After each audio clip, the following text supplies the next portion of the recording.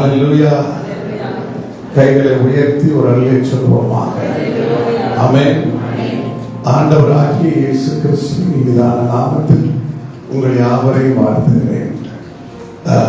மலேசிய தேசத்திலேயே முதல் நான் ஒரு சர்ச்சில் பிரசங்கம் பண்ணேன் அப்படின்னா அது பாஸ்டர் கிறிஸ்டி ஜூலியஸ் இந்த பெத்தேல் அசெம்பிளி தான். ஹல்லேலூயா.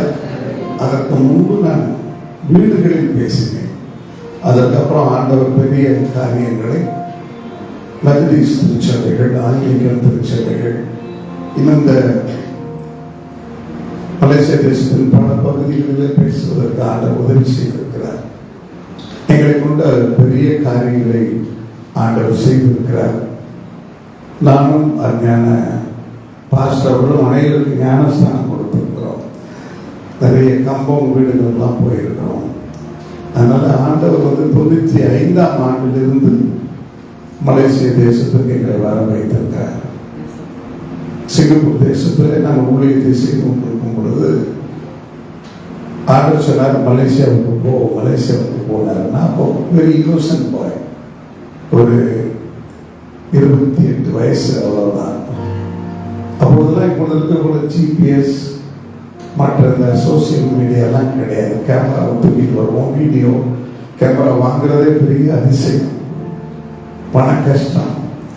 போனால் அங்கே தங்கியிருந்த மார்சல் உட்லண்ட்ஸ் பகுதியில் தங்கியிருந்தேன். அந்த வீட்டுக்காரங்கிட்ட நான் கேட்டேன், நான் மலேசியா போகணும், எனக்கு எப்படி போகணும்னு சொல்லி கொடுங்க அப்படின்னு கேட்டேன். அவருக்கு என்ன பிரச்சனைன்னு தெரியல. அன்றைக்கு என்னை அவர் வீடு 8வது மாடி, மேலே 15வது மாடிக்கு கூப்பிட்டு கொண்டு போனார். எவ்வளோ கூப்பிட்றாரு அப்படின்னு சொல்லி போனால் அந்த 15th ஃப்ளோர்ல இருந்து ஜேபியை காட்டுறாரு, சொகுர் பார்வை காட்டுகிறார். இதுதான் மலேசியா, இங்கிருந்து குதிச்சு நீந்தி போ அப்படின்னாரு. எனக்கு சரியான கோபம். ஒருவேளை எங்களுடைய நாடாக இருந்தால் அவரை தூக்கி கீழே தள்ளிட்டு நான் சரிசா வந்திருப்பேன். So he's a good Christian. How the way he replied to me, மலேசியாவுக்கு போகணும்னா முதல் போய் விசா எடுக்கணும்யா, ட்ரெயின் ஏறணும்யா, போகணும்யா அப்படி சொல்றது கூட தானே. இதில் என்ன இருக்கு? நான் என்னத்தான் கேட்டுட்டேன், மலேசியாவுக்கு எப்படி போகணும்னு கேட்டுட்டேன். இது தப்பா? அப்போதான் புரிஞ்சுக்கிட்டேன், ஒரு ஊழியக்காரனை மலேசியாவுக்கு அனுப்புறதுக்கு எவ்வளவு தடைகள், அசுத்த ஆவி தடுக்கிறது. நான் பெட்டப் ஆகணும்னு சொல்லி நான் என்னை கலங்க பண்ண விட வேண்டும், சோர்ந்து போக வேண்டும் என்று அந்த அசுத்த ஆவி. நைட்லாம் தூக்கமே வரல. இனி இந்த மனுஷன் வீட்டிலே இருக்கக்கூடாது என்று சொல்லி அவருடைய வீட்டில் இருந்து பெட்டி படுக்க அடுத்து நான் எடுத்து விட்டு இன்னொரு இடத்துக்கு போய்விட்டேன். அங்கு ஒரு சின்ன வீட்டு கூட்டம். அந்த சின்ன வீட்டு கூட்டத்தில் ஒரு 15 பேர் அமர்ந்திருந்தாங்க. ஸோ அன்றைக்கு நான் சொன்னேன், எனக்கு நீங்கள் பிரசங்கம் பண்ணவே மனசு இல்லை, பட் எனக்கு நீங்கள் பிரசங்கம் பண்ண கூப்பிட்டுருக்கீங்க, நேற்று இப்படி ஒரு இன்சிடென்ட் நடந்துருச்சு என்று நான் சொன்னேன். உடனே அந்த கூட்டத்திலிருந்து 3 தங்கச்சிமார் சகோதரிகள் சொன்னாங்க, மலேசியாவில் தான் நாங்கள் டெய்லி வேலைக்கு வந்துட்டு போகிறோம், நீங்கள் நாளைக்கு ஆயத்தமாக இருங்க, நாங்கள் உங்களை அழைச்சிக்கிட்டு போகிறோம் அப்படின்னு சொல்லுவோம்.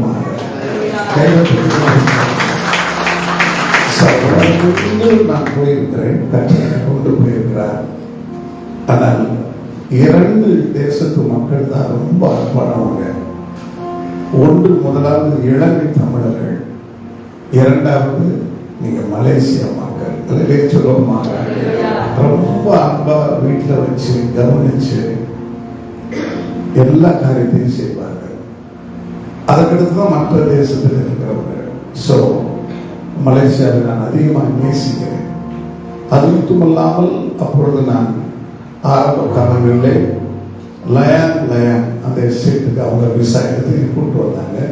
அவங்க வீட்டிலே வச்சுருந்தாங்க. இப்படிலாம் கூட்டு போய் ப்ரே பண்ணுவாங்க, எஸ்டேட்டுலாம் கூட்டு போவாங்க. அப்போ ஒரு பாஸ்டர் உதவி செய்தார். அப்பொழுதுதான் குடும்பம் மெத்தடிஸ்ட் திருச்சபையில் பேசுவதற்கு சந்தர்ப்பம் கிடைக்கும் பொழுது அருமையான ஸ்டீவன் அப்பு அவங்க அம்மா கிரேஸ் அம்மா பழக்கானாங்க. அவங்க மூலமாக தான் பாஸ்டர் வச்சாச்சு. அல்லேலூயா. ஸோ தொடர்ச்சியாக மலேசிய தேசத்துக்கு பல முறை வந்திருந்தாலும் இப்படி இந்த கொரோனா காலங்களுக்கு அப்புறம் இப்பொழுது வர ஆண்டவர் உதவி செய்திருக்கிறார். ஸோ எப்பொழுதுமே மலேசியாவுக்கு ஜெபிக்க ஆரம்பிக்கும் பொழுது முதலாவது உங்கள் சபைக்கு, ஏன்னா எனக்கு ஃபுல்ஃபில் முதல் சர்ச் அப்படின்னு பேசுறது உங்கள் சர்ச் தான், பெத்தை தேவச்சு தான். ஸோ நான் ஜெபிப்பேன். இங்கே வந்தவுடனே ஸ்டீவனை பார்த்தேன். அவர் ரொம்ப ஒரு டீனேஜ் பாய். இன்றைக்கு அவர் 2 கிட்ஸுக்கு அவர் 2 பிள்ளைகளுக்கு தரப்புனா இருக்கிறார். அப்படியா அதுபோல் பாஸ்டர் ஊருக்கு வந்திருக்கிறாங்க 3. ஒன்றும் குறைச்சிட்டேன். 3 கிட்ஸுக்கு அவங்க தரப்புனா இருக்கிறார். அதுபோல் மனம் உடைந்து வேதனையோடு நான் நினைவு கூறுகிறேன். மலேசியா உலகத்திலேயே என்னை உரிமையோடு போடா வாடா என்று சொல்லி பேசுகிற அளவுக்கு நண்பர்களாக பழகின ஒரு தேவப்பிள்ளை ஸ்டீவன் அப்போ இன்னைக்கு ஆண்டவருடைய இலைப்பாரி கொண்டிருக்கிறார். டெய்லி ஒரு 1/2 மணி நேரமாக வாட்ஸ்அப்பில் பேசிப்பார். நாங்கள் மலேசிய தேசத்திலும் சிங்கப்பூர் தேசத்திலும் இணைந்து பல கூட்டங்களை நடத்தியிருக்கிறோம். நாங்கள் போன இடங்களிலெல்லாம் அப்படியே சாது கிடக்கிறவங்கள ஆண்டவர்களோடு இருந்திருக்கிறேன். அங்கிள் மரியதாஸ் குடும்பம் இங்கே தான் ப்ராக்டிஸ் பண்ணீங்க. ஆக்சிடென்ட்ல கழுத்து முறிஞ்சு இங்கே ஒரு கம்பி சொருகி அப்படி பொம்மை மாதிரி வச்சிருக்கிறாங்க. அந்த ஆண்டியை நல்லா ஜெபிக்கிறவங்க தான். அவங்க ஆங்கிலிக்கன் திருச்சபை மெதரிஸ்ட் திருச்சபை சேர்ந்தவங்க. எங்களுக்கு ஏன் இந்த பாடல்கள் அப்படியே இருக்கிறாங்க. போய் கை வச்சு ஜெபிச்சு அடுத்த நாள் கம்பியெல்லாம் கலட்டியாச்சு. அப்பதான் சொன்னேன், நீங்க ஆண்டவர் கூட ஞானஸ்தானம் எடுக்கணும். யோவான் 3:3 படி அப்பதான் ஐயா வந்து ஞானஸ்தானம் அங்கே இருக்கிற ஒரு ஸ்விமிங் பூலை வச்சு கொடுத்தோம். இப்படி எத்தனை அற்புதங்கள் எல்லாம் நீ காலையிலிருந்து இறங்கினதுலேருந்து அழுதுகிட்டே இருக்கிறேன். ஆண்டவருக்கு நன்றி சொல்லிக் கொண்டிருக்கிறேன். ஆனாலும் இது கர்த்தருடைய வார்த்தையை நான் கொடுக்க வேண்டும். அல்லேலூயா. மரித்தவர்களை குறித்து அஞ்ஞானிகளைப் போல நான் துக்கமுகமாக இருக்கக்கூடாது என்று வேதம் சொல்கிறது. ஆனாலும் கர்த்தரோடு அவர் இளைப்பார்க்கிறார். சந்தோஷத்தோடு நாம் ஆராதிப்போம்.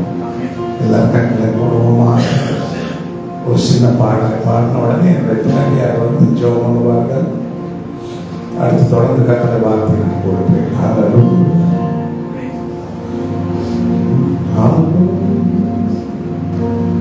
உம்மை ஆராதிப்பேன், உம்மை ஆராதிப்பேன், உம்மை ஆராதிப்பேன். உம்மை ஆராதிப்பேன். என் நாட்கள் முடியும் வரை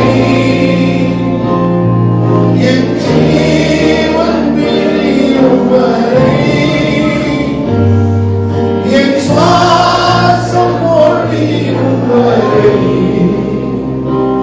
உம்மையே ஆராதிப்பேன். உம்மையே ஆராதிப்பேன். என் நாட்கள் முடியும் வரை என் ஜீவன் பிரியும் வரை என் சுவாசம் ஒழியும் வரை உம்மையே ஆராதிப்பேன்.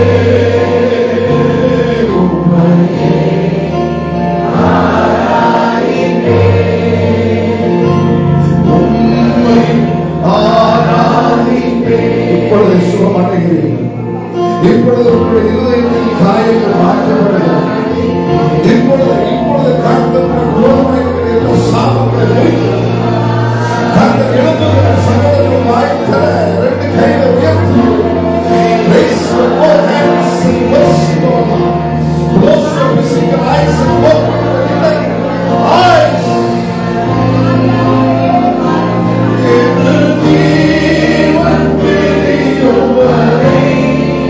ஒரு கதவு இருக்கு. அப்பா நீ வந்துருக்கீங்கப்பா. Holy Spirit.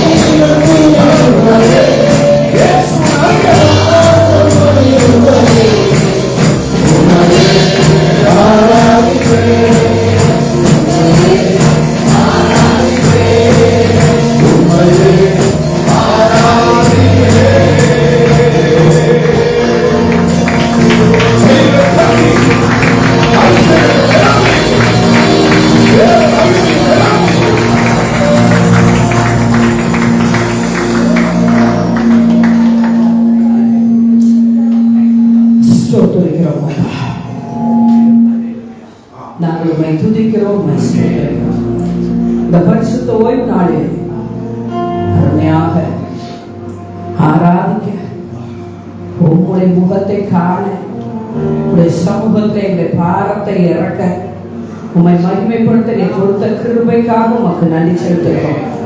நன்றி செலுத்துகிறோம். வந்த ஒவ்வொருவர் மேலும் உடைய விசேஷித்த ஆவியானவருடைய பலன் இறங்கி இருக்கிறபடியால் உமக்கு நன்றி செலுத்துகிறோம்.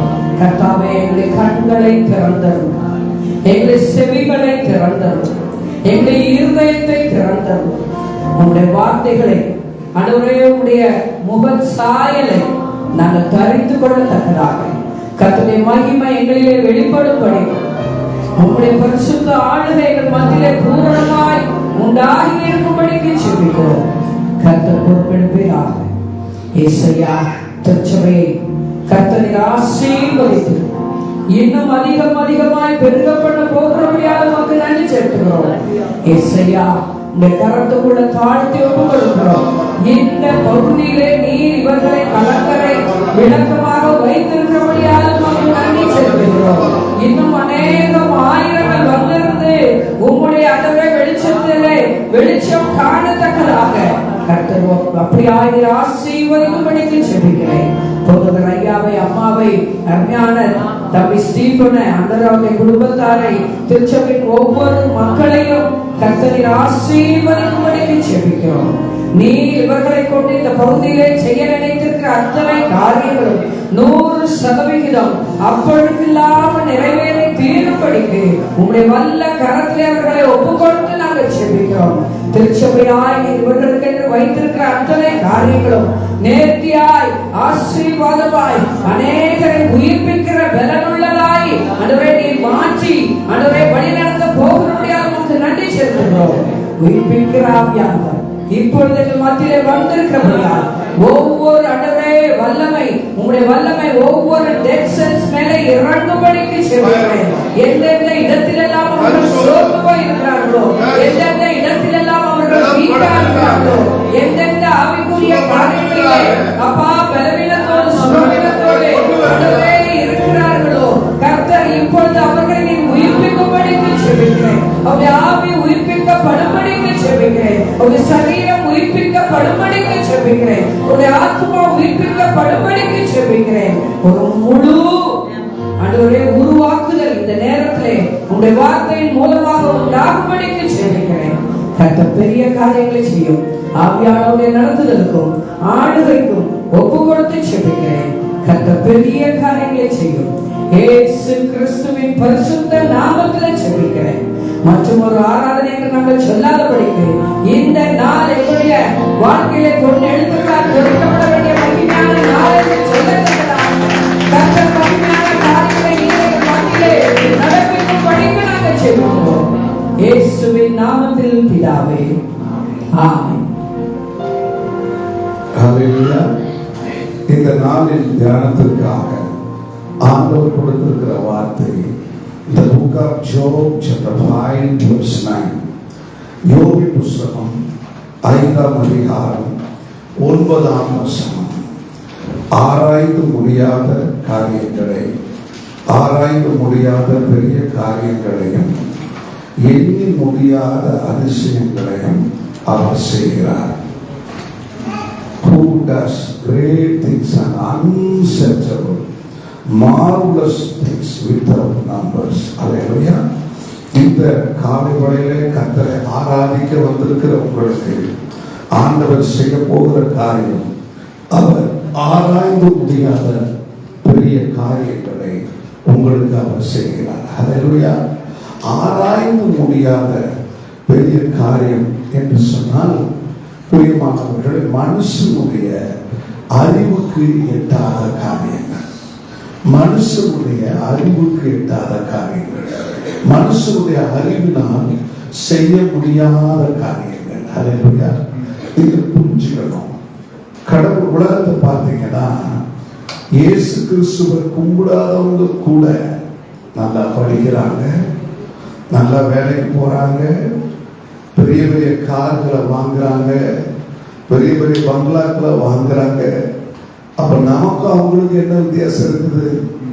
நம்ம ஜெபிச்சு பார்த்தா கூட ஒரு பெரிய கார் வாங்க முடியலையே, ஒரு பெரிய காரியத்தை ஆண்டவருக்காக செய்ய முடியலையே என்றுதான் நாம் பல முறை the spirit of comparison, நாம் உலக மக்களோடு நாம் ஒப்பிட்டு பார்க்கிறோம்.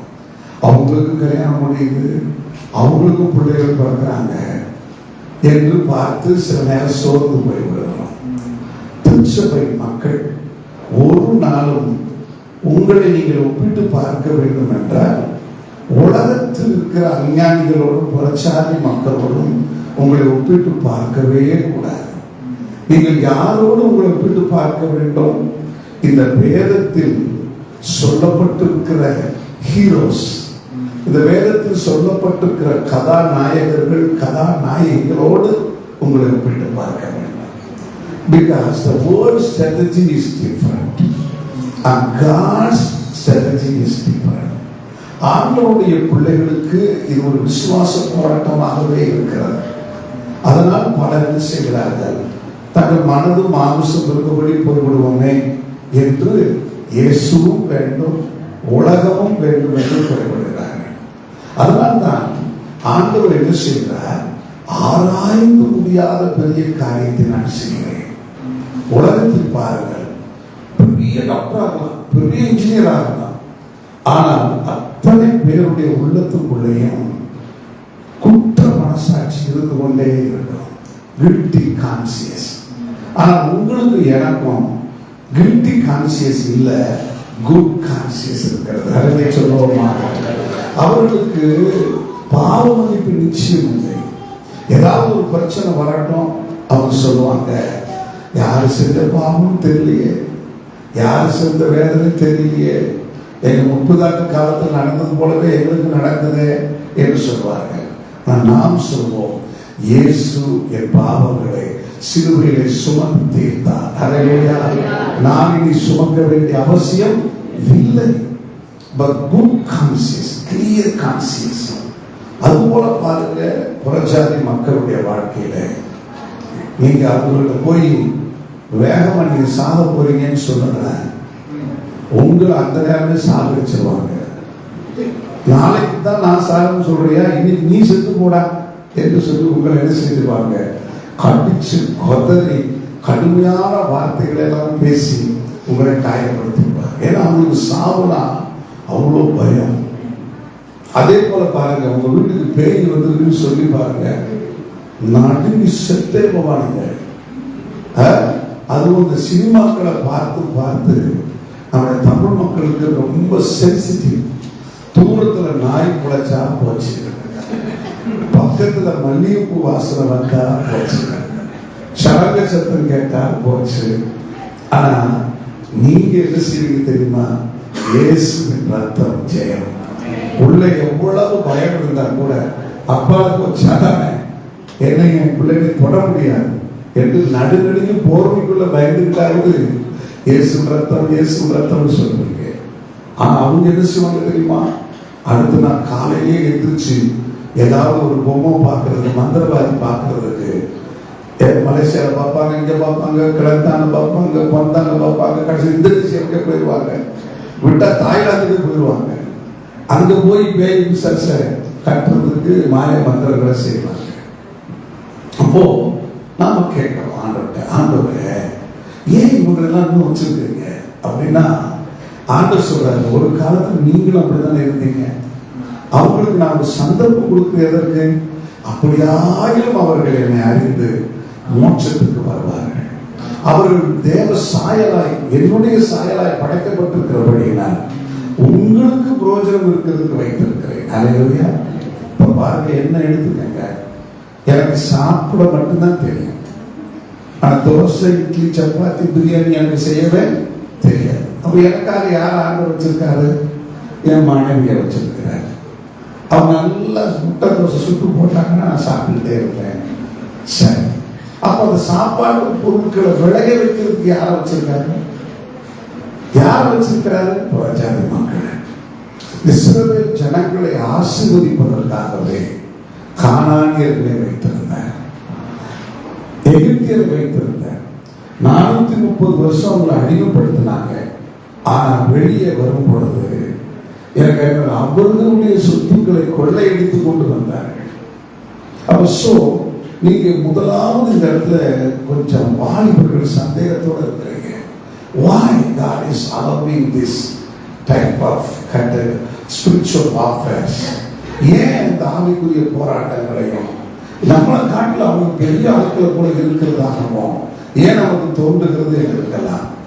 அவர்களெல்லாம் விட அவர்களிடத்தில் இல்லாத இன்னொரு பெரிய காரியம் இருக்கிறது. அது என்னவென்றால், அவர்கள் தெய்வத்தை பார்க்க வேண்டும் என்றால் புண்ணிய இடத்திற்கும் ஜோசியக்காரனத்திற்கும் குறிகாரணத்திற்கு தான் போக வேண்டும்.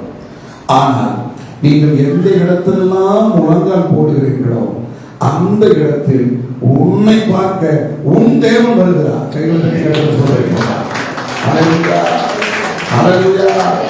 அவங்க சொல்லுவாங்க, அந்த கோயிலுக்கு போகணும், வெள்ளிக்கிழமை இந்த கோயிலுக்கு போகணும், செவ்வாய்க்கிழமை அந்த கோயிலுக்கு போகணும், அப்படி ஒரு ட்ரெடிஷன் வச்சிருப்பாங்க. நமக்கு ட்ரெடிஷன்லாம் கிடையாது. எப்பொழுதெல்லாம் கண்ணு மூடி முழங்கால் படிட்டு தகப்பனே என்று கூப்பிடுகிறோமோ அவர் வருகிறார். அவர் நம்மோடு பேசுகிறார், நாம் அவரோடு பேச அவர் நம்மோடு பேசுகிறார். எனவே this is a great privilege to the believers that God is coming to see you.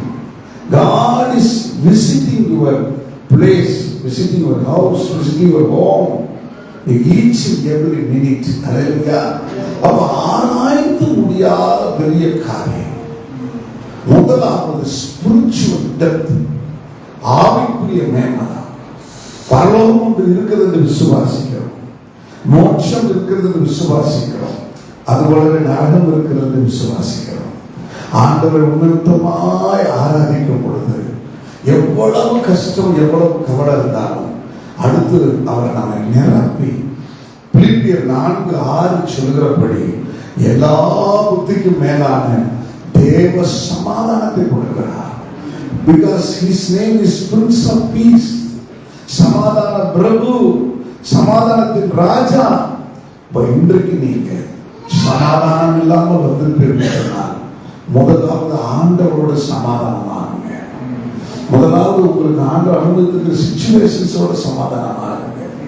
ஆண்டவருக்கு தெரியாமல் என் வாழ்க்கையில ஒரு சின்ன தலைமுடி கூட கீழே விடாது. ஹல்லேலூயா. கைகளை தட்டி கட்டணும். சில நேரங்களில் நஷ்டங்கள் வரலாம், சில நேரங்களில் இழப்புகள் வரலாம். அது கூட அவருக்கு தெரியும்.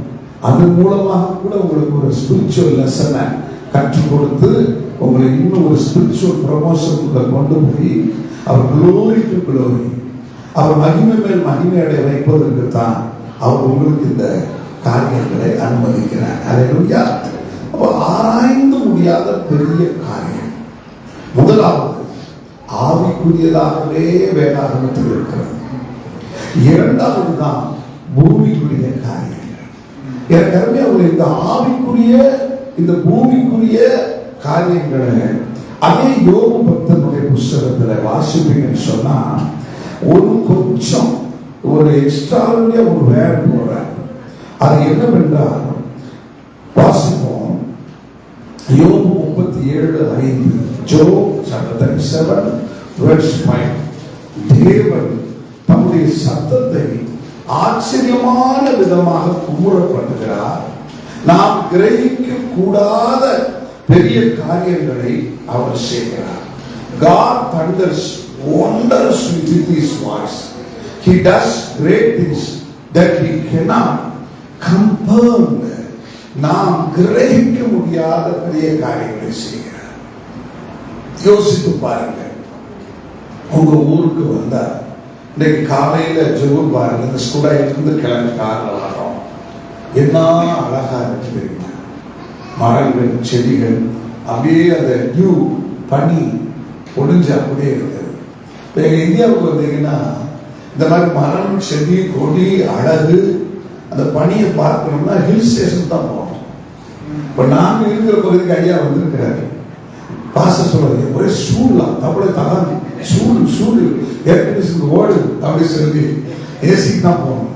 ஆனால் உங்க ஊரை பார்த்தா ஊரே ஏசியா மாற்றி இருக்கிறாரு.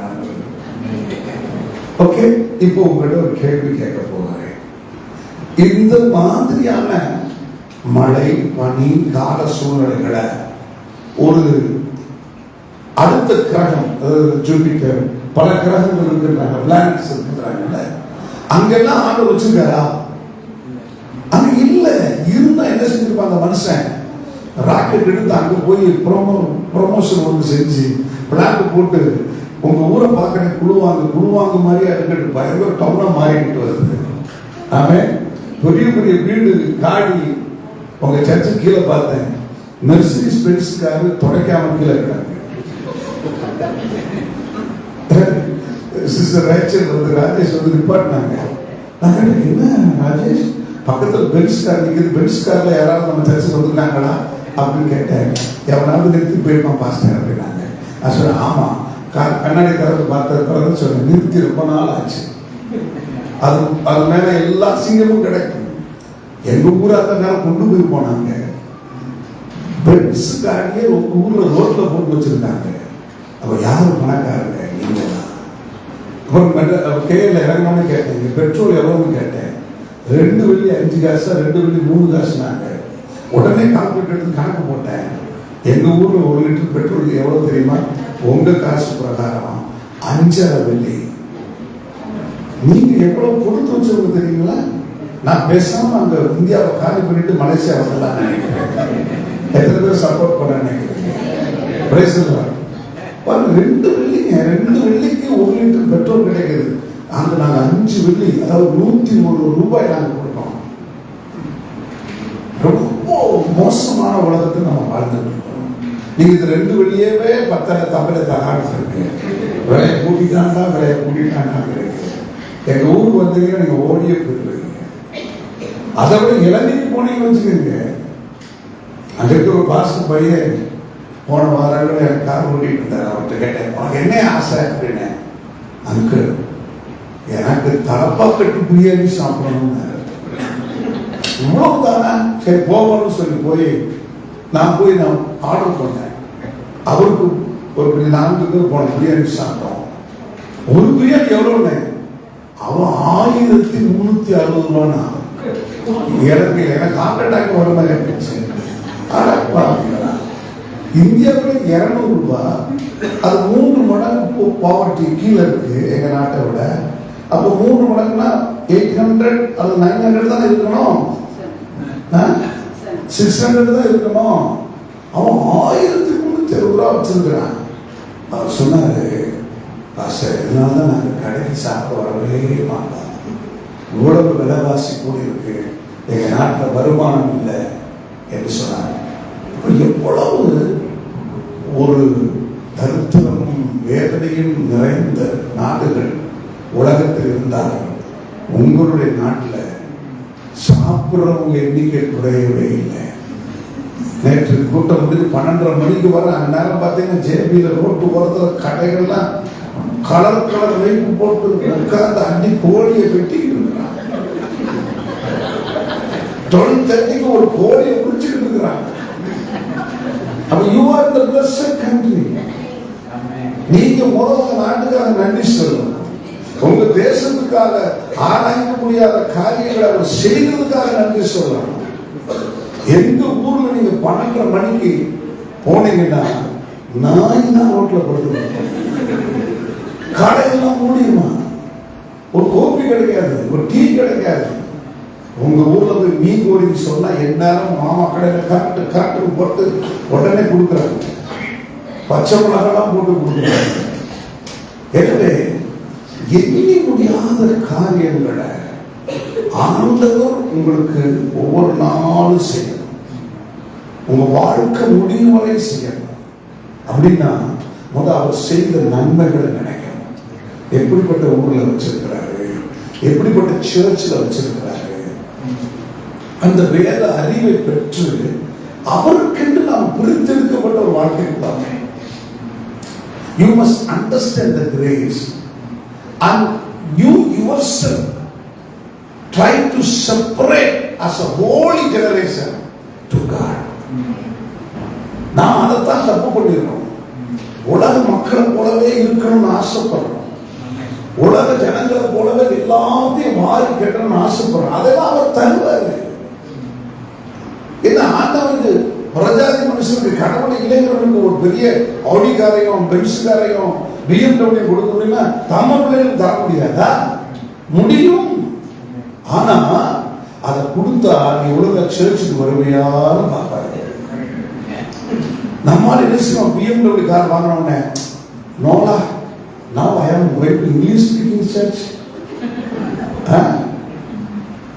இங்கிலீஷ்ங்கிற வார்த்தைக்கு ENGLISH சொல்ல தெரியாது. அவன் பேர் உட்கார்ந்துருப்பான். English church now I am dealing with elite people. எங்கிருந்து வந்தீங்க? from where you born?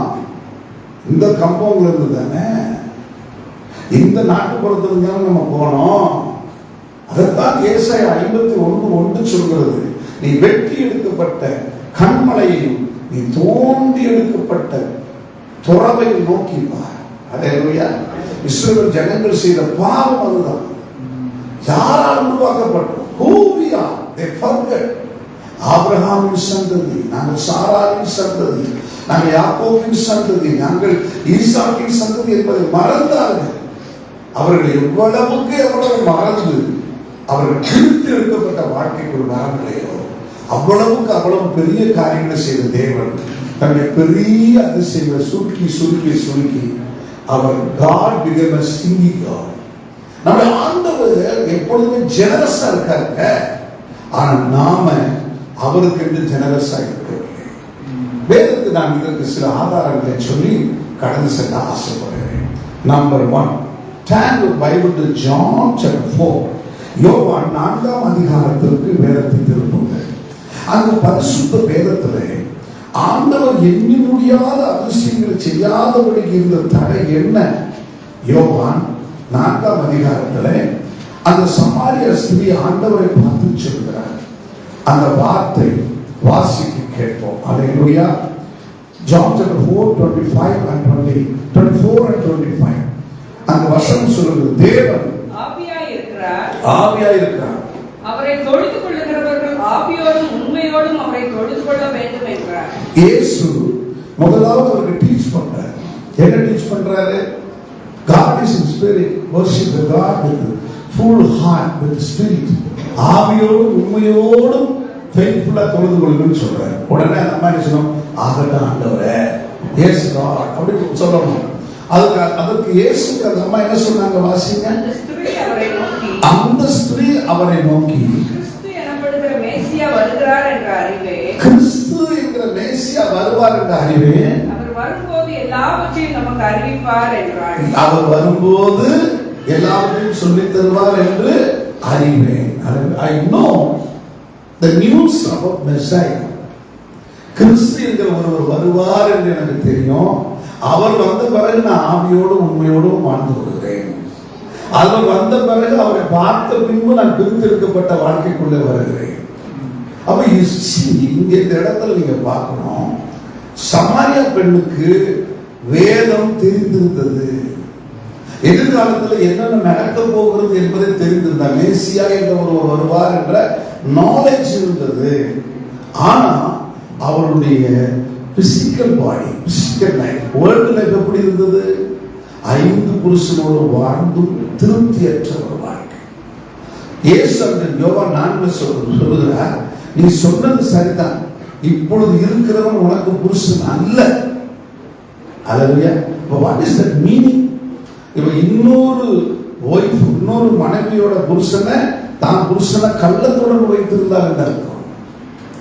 அப்ப யோசிச்சு பாருங்க, she have a knowledge, but through that knowledge she cannot get the self-controlled life. நீ உலகத்துல பாருங்க, பெரிய பெரிய டாக்டர்ஸ், இன்ஜினியர்ஸ், எலைட் பீப்புள்ஸ், பெரிய பெரிய ராஜாக்கள், எம்பிக்கள், அரசியல் தலைவர்கள், சினிமா நடிகர்கள், எல்லாருக்கும் நாலேஜ் இருக்குங்க, அறிவு இருக்குங்க, நல்ல ஃபேமஸா இருக்காங்க, பில்லியன்ஸ் ஆஃப் பணம் இருக்கு. ஆனா அவங்க வாழ்க்கையில என்ன இல்லை தெரியுமா? கடவுளுக்காக பிரித்தெடுக்கப்பட்ட ஒரு வாழ்க்கை. தெய்வத்துக்கு இது பிடிக்காது, ஆண்டவருக்கு இது பிடிக்காது என்று தன்னை தானே கண்ட்ரோல் பண்ற ஒரு வாழ்க்கையில இந்த மனுஷன் ரொம்ப படிச்ச மனுஷன், இந்த மனுஷன் ரொம்ப பணக்கார மனுஷன்.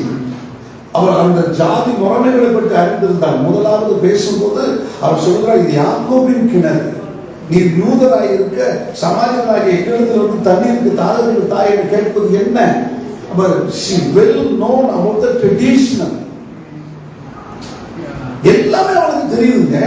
ஆனா என்ன இல்ல, பரிசுத்த வாழ்க்கை, பிரித்தெடுக்கப்பட்ட ஒரு வாழ்க்கை. இன்னைக்கு சர்ச்சஸ் அப்படித்தான் போய்கிட்டு இருக்கு. ஓ, எனக்கு தெரியாத பைபிளா?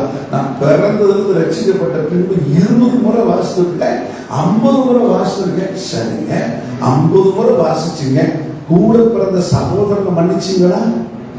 உனக்கு துரோகம் பண்ண உன்னுடைய எளிமையை மன்னிச்சீங்களா? அல்லது ஏன் ஒரு ஊழியக்காரர் தவறு பண்ணியிருங்களா, அவரை மன்னிச்சீங்களா?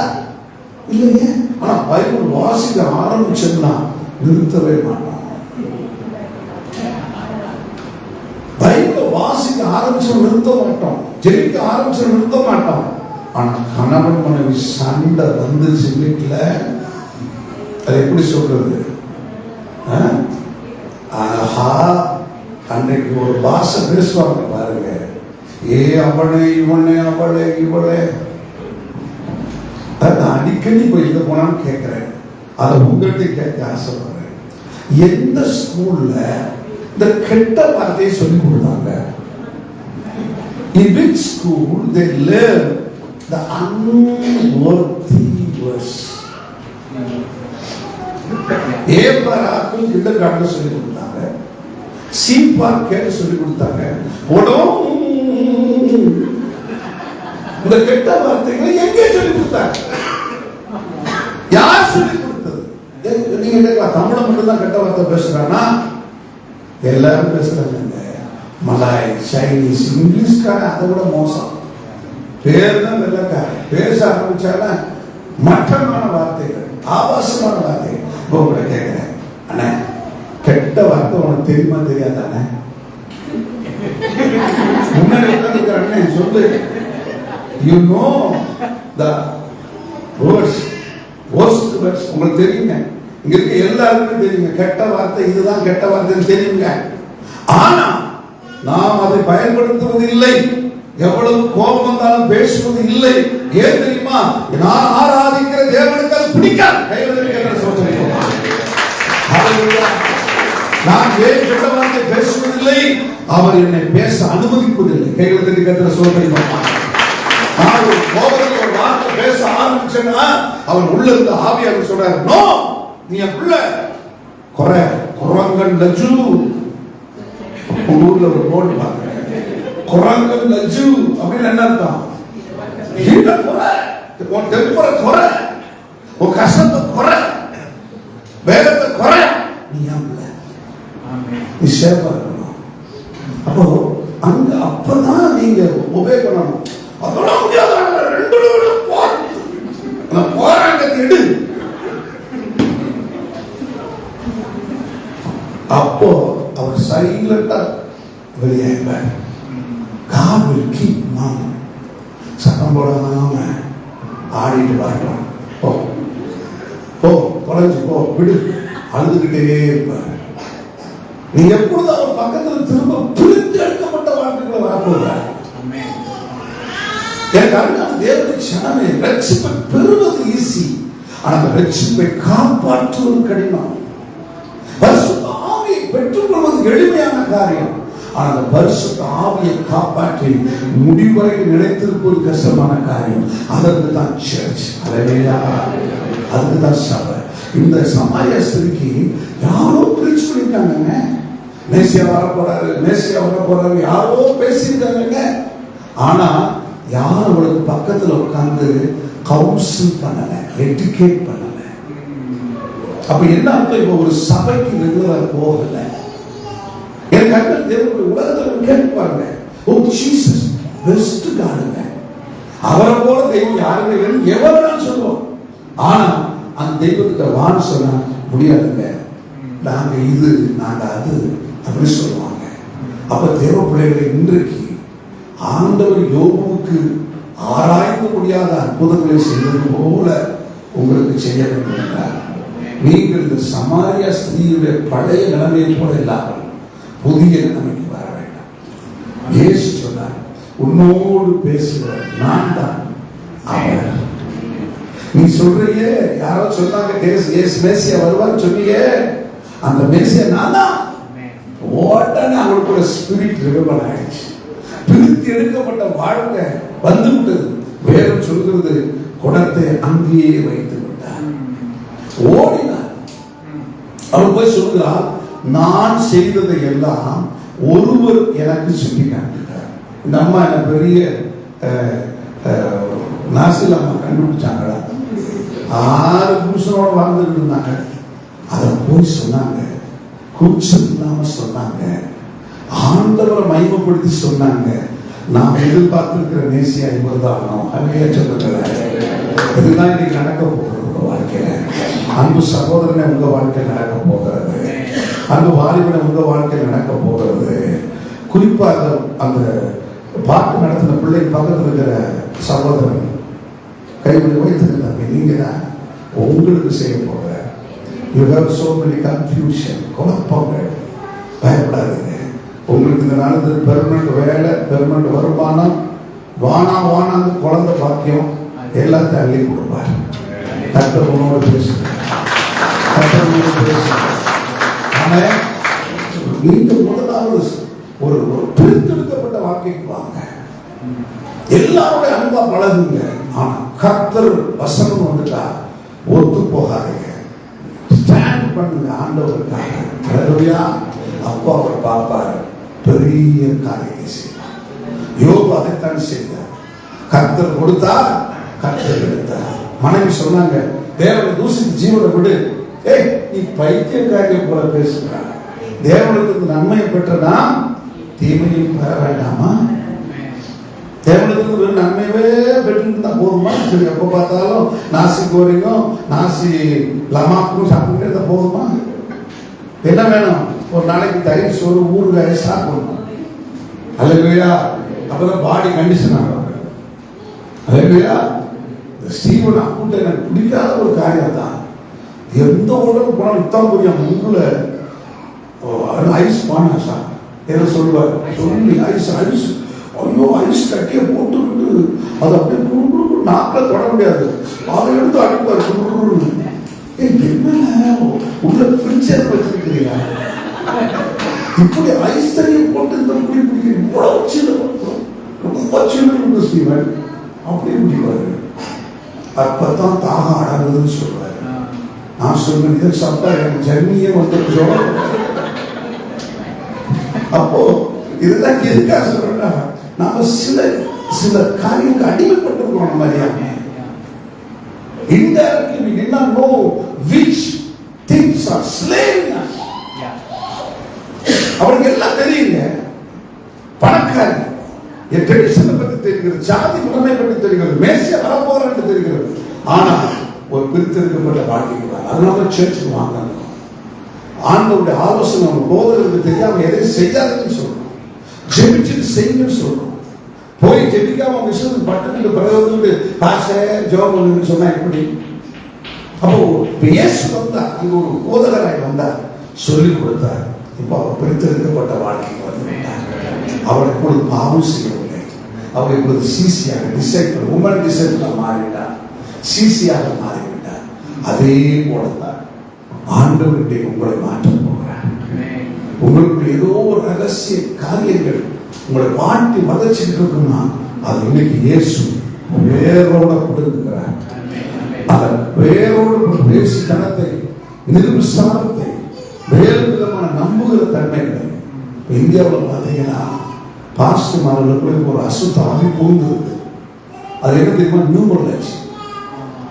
நியூமராலஜி என் கணிதம். இப்போ நீங்கெல்லாம் இனிஷியல் எப்படி போடுவீங்க? எங்க அப்பா பேர் பூமிநாதன், பி எலிசாங்கோ, அல்லது பூமிநாதன் எலிசாங்கோ அப்படிதான் போடுவோம். இப்ப எப்படி போடுறாங்க தெரியுங்களா? எலிசா பி அன்பு. முதல்ல போட வேண்டிய இனிஷியலை நடுவுல தூக்கி போடுறாங்க, பேரை மாத்துறாங்க. நம்ம நினைக்கிறோம் விழுப்புரமா நமக்கு தெரியாது. இவைகளெல்லாம் சர்ச்சுக்கு வந்து ஹalleluya ஆமென் அப்படி பேசும்போது தெரியாது. ஆனா செப்பரேட் லைஃப், தனி வாழ்க்கை, அதைத்தான் இயேசு பார்க்கிறார். உங்களுக்குள்ள யாருக்குள்ளையாலும் அப்படி மந்திரிகம், ராசி பலன், இந்த நீங்க உங்களை ஸ்டோன் வச்சு போடுறது விஷயம் பார்த்துருக்கீங்களா? பொருளியுத்தம் வந்து கண்ணு வச்சிருப்பாங்க.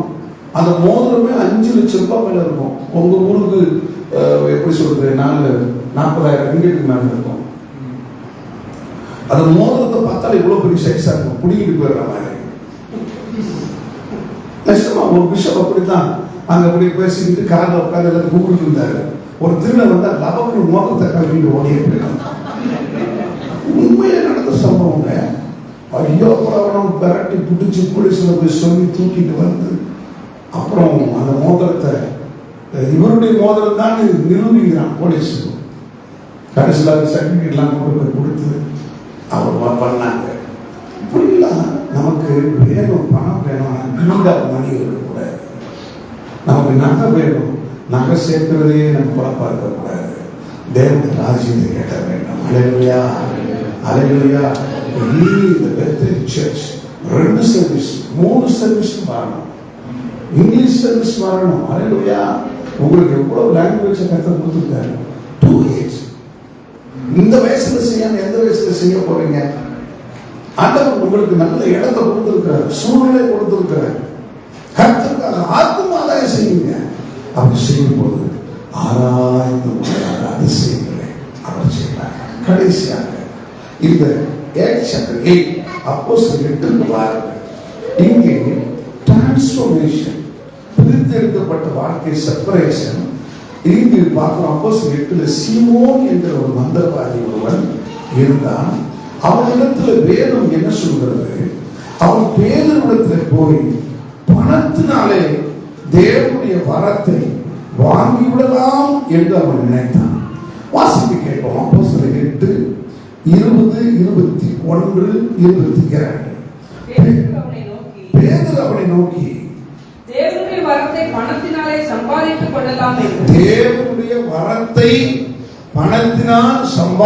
கொள்ளலாம் என்று நீ நினைத்தபடியினால் பணம் உன்னோடு கூட என்ன செய்கிறது? நாசமாக. அடுத்த வசனம் என்ன சொல்லு பாருங்க. உன் இருதயம் தேவனுக்கு முன்பாக செம்மையாய் இராதபடியால். அது செப்பரேட் பண்ணப்பட்டவர். இப்ப முதல் பார்த்த மனுஷன் சர்ச்சுக்கு போகாத மனுஷன், அவன் ஒரு ஃபேமிலியா வாழ்ந்துட்டு இருக்கிற மனுஷன், ஒரு கம்யூனிட்டியா வாழ்ந்துட்டு இருக்கிற மனுஷன். ஆனா இவர் இந்த சீமோன் என்கிறவர் சர்ச்சுக்கு போகிற மனுஷன். சர்ச்சுக்கு வந்தா மட்டும் வந்தது பேர முடியாது.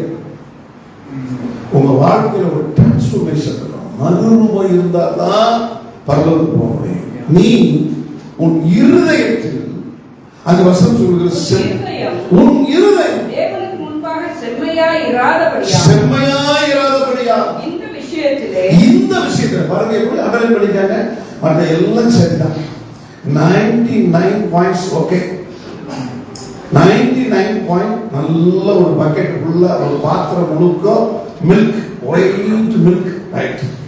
ஆனா இந்த விஷயத்துல அந்த வெள்ளவெளேன்னு இருக்கிற பால் பாத்திரத்துல ஒரே ஒரு செட்டு ஒரு பிளாக் இங்க ஊத்துனா என்ன ஆகும்? டோட்டல் பாத்திரமும் கெட்டு போயிடும், டோட்டல் மில்க் கெட்டு போயிடும். அப்ப இங்க சொல்றாரு பாருங்க, எல்லா விஷயத்திலும் பரிபூர்ணமா இருக்க வேண்டிய மனுஷன் விசுவாசி. இவர் இந்த விஷயத்துல உனக்கு பங்கும் இல்லை பாகம் இல்லை. அல்லேலூயா. எவ்வளவு பெரிய மோசமான லைஃப் பாருங்க. சர்ச் வந்துட்டாரு, ஆனா உன்னுடைய பணம் உன்னோடு கூட நாசமாக கிடவது என்று சொல்லுகிற ஒரு பலவீனமான நிலைமைக்கு போய்விட்டார். இன்றைக்கும் கூட பல நேரங்களில் நாம் அப்படித்தான் இருக்கிறோம். சர்ச்சுக்கு வருகிறோம், நமக்கு இம்பார்ட்டன்ஸ் கொடுக்கலன்னா சொல்றோம். நம்ம இந்த வாரம் பாட்டு பாட போகிறோம், சாட்சி சொல்றோம். எதிர்பார்க்காதீங்க. நீங்க கர்த்தருக்கு டிரான்ஸ்ஃபார்மா கபடற்ற இருதயத்தோடு வாங்க. பாஸ்டர் கூப்பிட்டாலும் கூப்பிடாட்டாலும் உனக்குரிய வேலை வரும் பொழுது எல்லாம் உன்னை தேடி வரும்.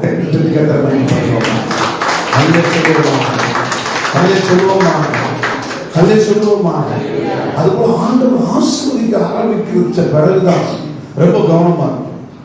இன்னைக்கு அதுதான் ரொம்ப முக்கியம். இன்னைக்கு பாருங்க, தரித்திரத்துல நிறைய பேர் உண்மையா இருப்பாங்க. கொஞ்சம் பணம் வந்துட்டு அவனை பிடிக்க முடியாது. அவன் பார்க்கிற பார்வையும் நடக்கிற நடையும். பாஸ்டர் கூப்பிடுவாரு, நான் கூப்பிட்டுருக்கேன் பிரதர் அப்படின்னு. எஸ் பாஸ்டர், என்னப்பா எடுத்துருக்கிற சர்ச்சு பக்கமே காணோம். சோ பிஸிலா, டைமே இல்லை. இப்ப நான் சொல்லுவேன், இயேசு ஒரு நாளைக்கு டைம் இல்லைன்னு சொல்ல போறாரு. தைரியமா சொல்றேன். எங்களுடைய இந்திய நாட்டிலும் சரி, யார்கிட்டையும் சரி, எனக்கு ரொம்ப பேருக்கு பிடிக்காது. ஏன்னா ரொம்ப கரெக்டா கரெக்டா பேசுவேன்.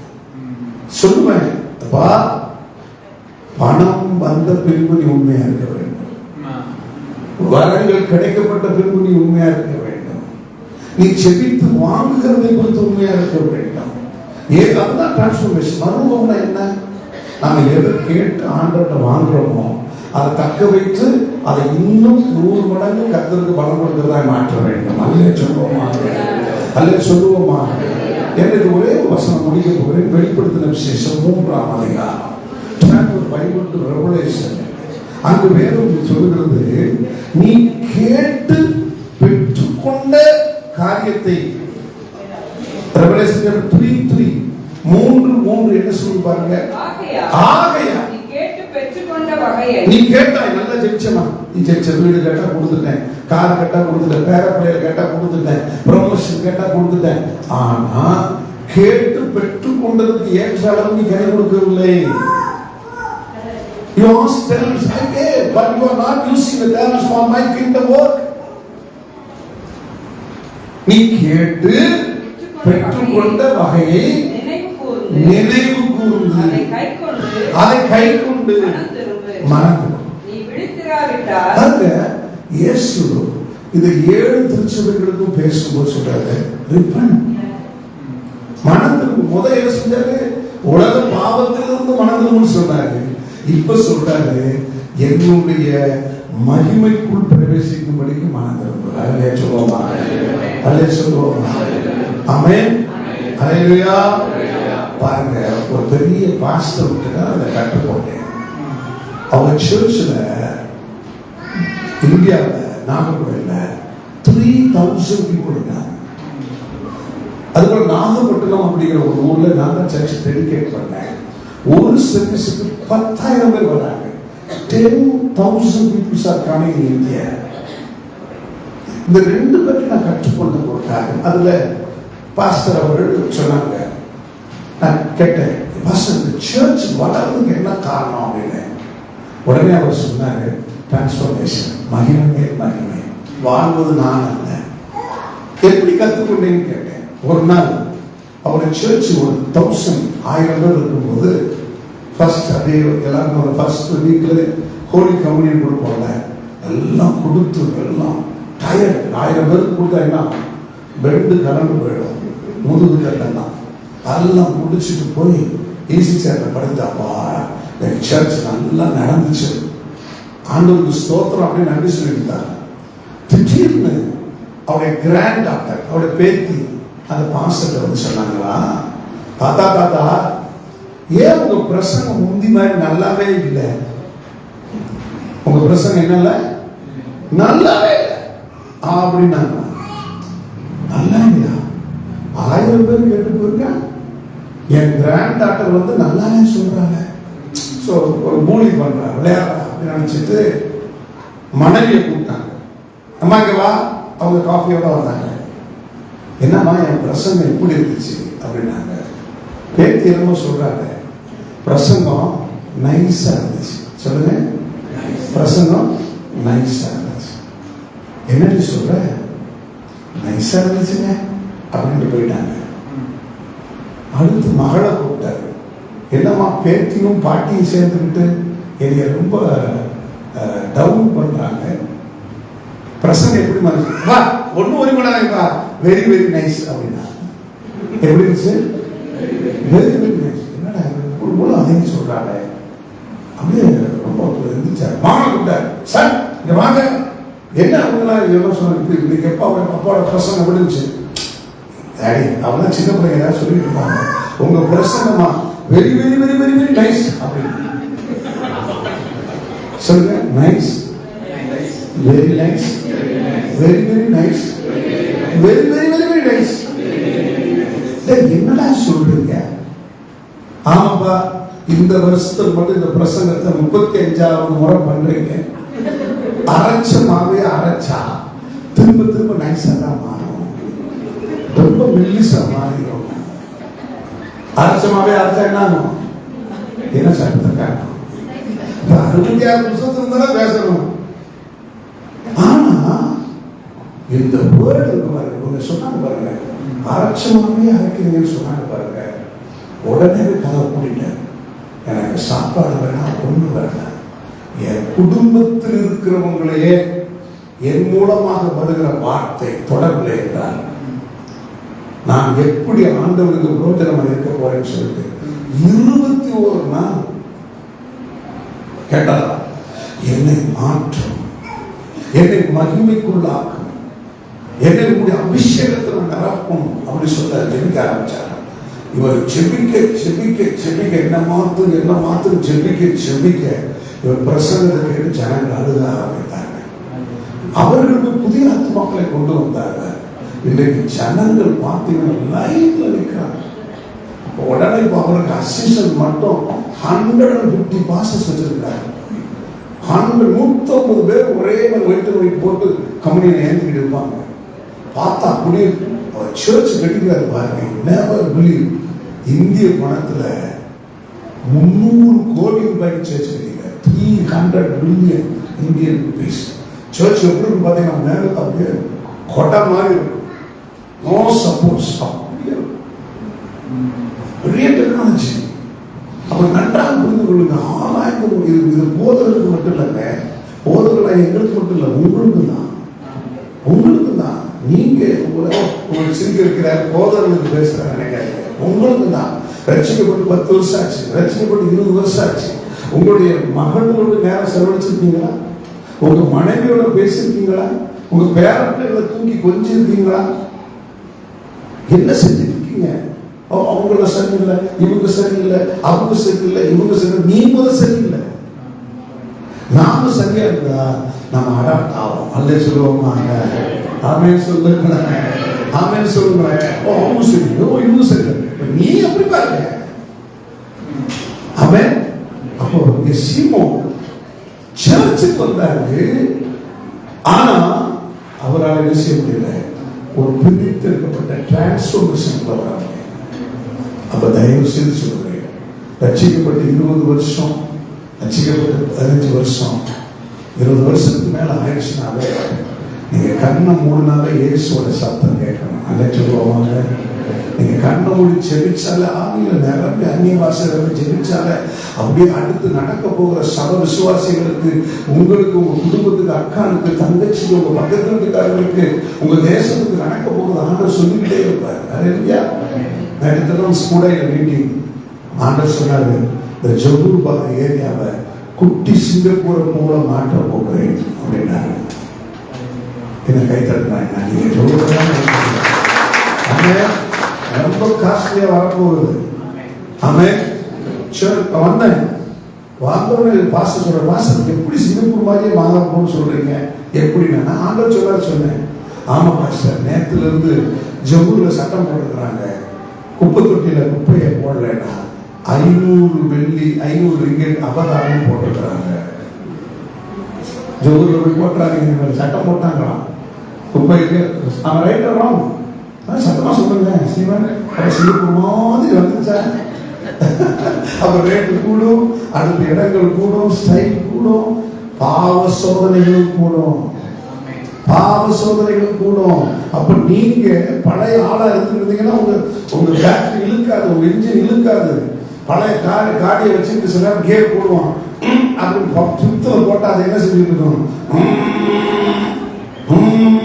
ஏன்னா சும்மா பழைய சங்கீதம் 91 23 வச்சுக்கிட்டு நீங்க என்ன செய்ய முடியாது, வாழ முடியாது. டெய்லி நீங்க புது வசனங்களை வாசிக்கணும். அப்போ டிரான்ஸ்ஃபர்மேஷன் மாயத்தக்காரனா இருந்து மாறினா, ஆனால் பரிசுத்த ஆவி நடத்துதலுக்கு ஏற்றபடி மாறுது. கேட்டு பெற்றுக்கொண்டா அதை தயவாய் கேட்கவில்லை, தங்களுக்கு இருக்கிற பணத்தை கொடுத்து அதை வாங்கிறாங்க. தயவு செய்து பணம் இருப்பது நல்லது, கடன் இல்லாமல் இருப்பது நல்லது, ஆனால் அதை வைத்துக் கொண்டு பரலோகம் சென்று விடலாம் என்று முடிவெடுக்காதீங்க.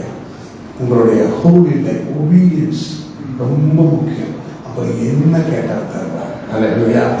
நான் தைரியத்தில் சாட்சியம் சாக உழைக்க ப்ராஸ்டேட் கேன்சர், ஆண்களுக்கு முக்கியமான மெயின் பாயிண்ட்ல ப்ராஸ்டேட் கேன்சர் 70% 90% ஜெபிக்கிறோம், உடனே அடுத்த நாள் பார்த்தீங்கன்னா கேன்சர் கிளீன்ஸ் அப்படின்னு வந்துருச்சு. ஆமென். பாருங்க, ஒரு பையன் ரொம்ப ஸ்வீப்பர், ரொம்ப கூட்டு வேலை செய்வார், அழுவாரு, சிங்கங்களை கூட்டிகிட்டே இருக்கிறேன். நான் சொன்னேன், ஆண்டோட கேட்டேன், ஆண்டோட இந்த குடும்பத்துக்கு எப்போ ரெடன்ஷன் கொடுப்பீங்க, இவனை வெளிநாட்டுக்கு வேலைக்கு போக சொல்லுங்க ஆண்டவர் சொன்னேன். இப்போ மாலத்தீவு இந்த ஐலண்ட் மாலத்தீவ்ஸ் அங்கே வேலை கிடைச்சது. அங்கே இதே வேலை தான். அங்கே போனால் கிளவுஸ், யூனிஃபார்ம் இவங்க எல்லாம் போட்டு பார்த்தீங்கன்னா இங்கே சம்பளம் வெறும் 15,000 ரூபாய். அங்கே சம்பளம் எல்லாம் தெரியுமா, 1,00,000 ரூபாய். அதே சொல்றேன். ஆமென். அந்த ஃபேமிலி எந்த ஊர்ல மிக பொருளாதாரத்தில் அசிங்கமா இருந்தாங்களோ, இன்னைக்கு அந்த ஃபேமிலி தான் நம்ம சர்ச் மெம்பர்ஸ் தான் கார் வாங்கி 3 மாடி கட்டி டைல்ஸ் போட்டு இருக்காங்க. அல்ல சொல்லுவோமா. அப்போ உங்களுடைய பொருளாதாரம் உயரணும் சிஸ்டர், உங்களுடைய பொருளாதாரம் உயரணும், உங்க வீடு பல இருக்கணும். அல்ல சொல்லுவோமா. அங்க ஆவியானவருக்கு இறங்குற ஸ்தலமா இருக்கணும். அங்க துஷ்ட வாடை இருக்கக்கூடாது, கிளீன் பண்ணாத வாடை இருக்கக்கூடாது. நான் இந்தியாவில் ஒரு வீட்டுக்குள்ள போயிருந்தேன், அந்த வீட்டில் சோஃபா கிடையாது. உடனே போய் நான் கட்டில், அந்த பெட்டு தான் உட்கார இடம், உட்கார்ந்தேன். எனக்கு பாருங்க திடீர்னு காலில் கொஞ்சம் இச்சிங்க குனிஞ்சு இப்படி சொல்லிட்டேன். உடனே நல்லா கத்த ஆரம்பிச்சேன். சிஸ்டர் பாஸ்டர் என்னம்மா என்ன செய்றீங்க? அன்னைக்கு சொல்ல போறேன். சொல்லிச்சு மட்டும் இருந்துச்சு இல்லை, கட்டில் கையில பாத்துறாதீங்க. என்ன எப்படி சொல்றாங்க? நான் இப்படிதான் சொல்லி போனேன். சொல்லிச்சுங்க பாத்துறாதீங்க. எப்படி சொன்னா பார்க்காம இருக்க முடியும்? எதை நம்ம செய்யக்கூடாதுன்னு அங்க செய்வோம். இருங்க சிஸ்டர் பாத்துறேன் பாத்திரம் எல்லாரும் வீடை கிளீன் பண்ணி 39 வேஸ்ட் பாக்ஸ் தருவாங்கன்னா இவங்க கட்டில் கடையே எல்லாத்தையும் தள்ளி வீட்டில் இருக்கிற பழசு கிளசு. அசோட சிஸ்டர் உள்ள எனக்கு பார்க்க பாம்பு குடியிருக்கும் நினைக்கிறேன், முட்டை போட்டிருக்கும் நினைக்கிறேன். ஜாக்கிரதை. வெளிப்புறமான அழகு இருந்து என்ன புண்ணியம்? வெளிப்புறமான கோட்டை போட்டு என்ன புண்ணியம்? இல்லைங்க. உங்களிடத்துல இருந்து கண்ணீரோடு செபிக்கிறது டிரான்ஸ்ஃபர்மேஷன், மகிமை. அதுக்கு தான் இயேசு அதையும் செய்து காண்பித்தார். இந்த நாள் உங்களை மகிமைப்படுத்திக் கொள்ளலாம், உங்களை மகிமைப்படுத்த போகிறவர்கள். அதுதான் பெரிய காரியம். நாம் இந்த உலகத்தில் ஆண்டவரை ஆராதிக்கும் பொழுதே அவரை அனுபவிக்கிற பாக்கியம் வேற எந்த இனத்துக்கும் கிடையாது, வேற எந்த ஜாதிக்கும் கிடையாது.